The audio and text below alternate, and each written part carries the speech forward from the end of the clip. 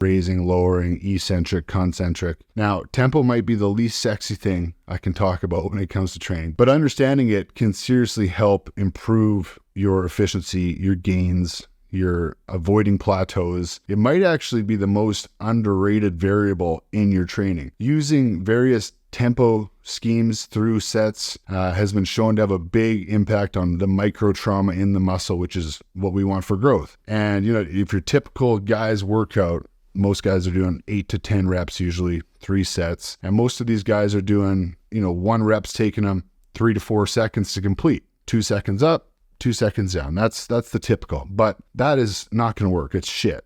And you're not going to get far doing it that way. Not to mention, most guys don't control the weight properly during the eccentric portion of the exercise, the lowering of the weight. Rather, they like gravity takeover. We know that the body can handle a lot more weight, almost twice as much, on the downward portion of an exercise, of a rep. So the eccentric portion, we're a lot stronger. And because we're stronger on that eccentric portion, it means we should be utilizing that, using it to our advantage to create more muscle load, more muscle breakdown. And we can do it in a safer way when we focus on the eccentric portion and tempo, rather than constantly trying to up the weight, throwing the weight around. Most people are blowing their load on the concentric part of the rep, rather than slowing down, focusing more on that eccentric control, increasing breakdown, doing it that way, where you won't have to lift, as much. And most injuries happen going too heavy and on the concentric rep. So focus more on the eccentrics. We have far more potential for creating gains, growth on those eccentric